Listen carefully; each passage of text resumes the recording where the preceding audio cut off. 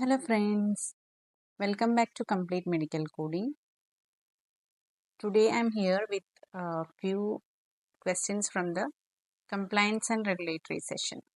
Okay, even though I had done a few videos related to this topic, the questions, these are few more important questions that you can expect from compliance and regulatory. You'll be getting 4 questions in the examination. Okay, and also this is very important for you for interviews and all. It will be helpful for you during your interviews. Of course, again during the work also, this will be helpful. So friends, let's look into the few questions from this session, and please don't forget to subscribe if you are new to the channel. So let's move to the questions one by one. First one, the Medicare program has multiple parts covering different services. Which part helps to cover the cost of prescription drugs? So, which Medicare part helps in covering prescription drugs? Okay, this is an important question. You will be getting one question from Medicare part. It could be from either of the parts. There are 4 parts from Medicare. Okay, part A, part B, part C, and part D. So, the prescription drugs cover part D. Okay, answer is option D, part D. Now, second question. Which place of service? POS represents place of service. Which place of service code is submitted on the claim for a service that is performed in an urgent care facility? So, which place of service is performed in an urgent care facility? What is the place of service code for the services that is performed in an urgent care facility? Okay, it's 20. Answer is option D, 20.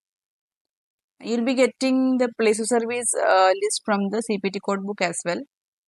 Still, a few codes, if you can remember, it will be helpful. You can save time during the examination. Okay. Now, what does the minimum necessary rule apply to under HIPAA? Minimum rule to apply under HIPAA. I'll just read out the options. Option A, disclosures to the individual who is the subject of the information. Option B, disclosures to or request by a healthcare provider for treatment purposes.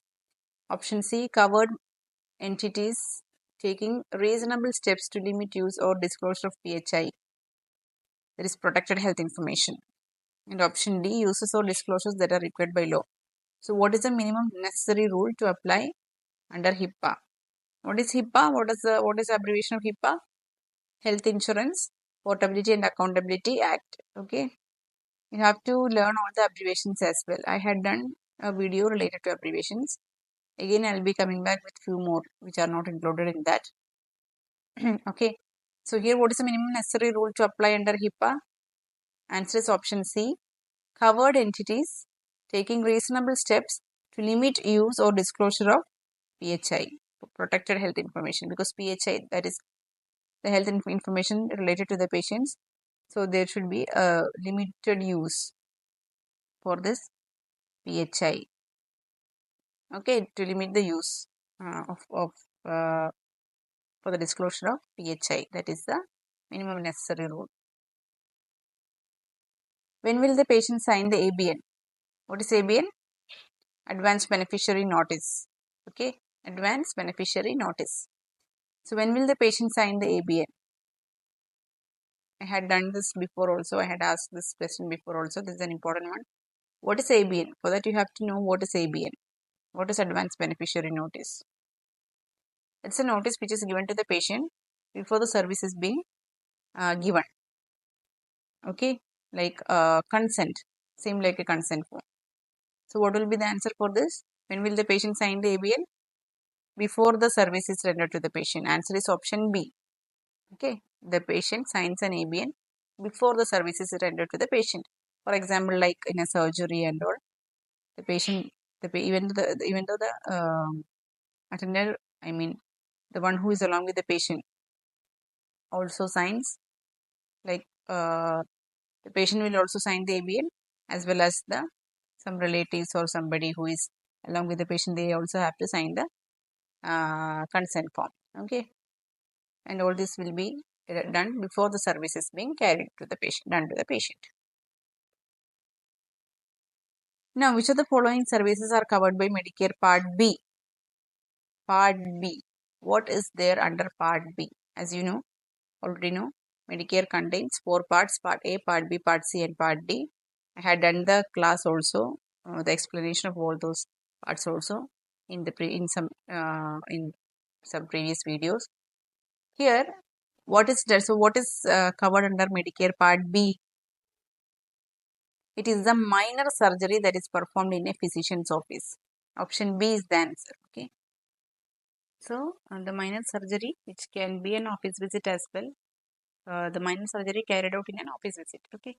That is performed. That is covered by Part B, Medicare Part B. Okay. Now, what is the patient's right when it involves making changes in the personal medical record? So, while changing something or while updating something in the patient's personal medical record, what is the patient's right? What can a patient do? What is his or her right? Okay. Let's check all the options first.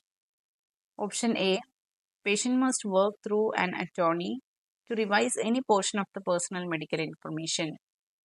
Option B, it's a violation of federal health care law to revise a patient medical record. Option C, they should be able to obtain copies of the medical record and request corrections of errors and mistakes. And option D, revision of the patient medical record depends solely on the facility's compliance program policy. So what is the correct answer? It's option C. Okay. They should be able to obtain copies of the medical record and request corrections of errors and mistakes. So whenever there is an update in patient's medical record, the patient has the right to ask what errors or what mistakes or what corrections, what updation you have been done, and they can request a copy of the updated medical record. Okay. Now, 7th question. Which statement describes a medically necessary service? Medically necessary. Which statement describes a medically necessary service? Let's move into the option. Option A, performing a procedure based on cost to eliminate wasteful services. Option B, using the least radical service that allows effective treatment of the patient's condition. Option C, using the closest facility to perform a procedure. And option D, using the appropriate course of treatment to fit within the patient's lifestyle. What is the answer? What will be the answer? Medical necessary service. Which among the 4 is the medical necessary service? Answer is option B. Okay, using the least radical service that allows effective treatment of the patient's condition. So, least radical service, by using the least radical service for giving an effective treatment to the patient. That is what a medically necessary condition means. Okay. 8th question.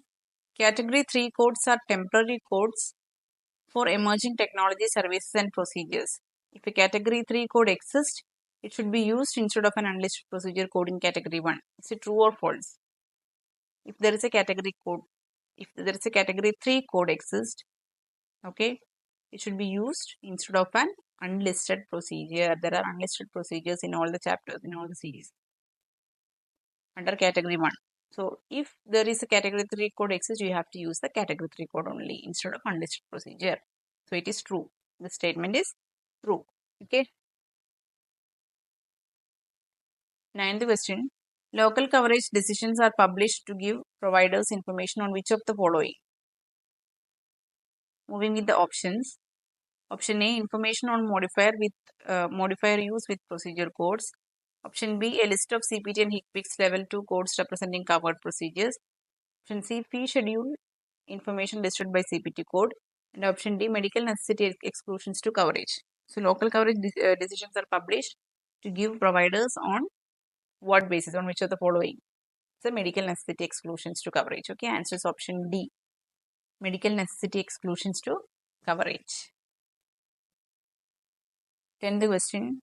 Guidelines from which of the following code sets are included as part of the code set requirements under HIPAA? This is also an important question. Guidelines from which of the following code sets are included as part of the code sets requirements under HIPAA? That is ICD 10CM. Okay. Okay, so guidelines from ICD 10CM code sets are used as part of the code set requirements under HIPAA. Okay. So friends, these are few important questions from the compliance and regulatory session. I'll be back with more questions in the next episode. So please stay tuned. If you find this video useful, please share it among your friends. And thank you so much for your support. Those who are new to the channel, please support me by subscribing to the channel.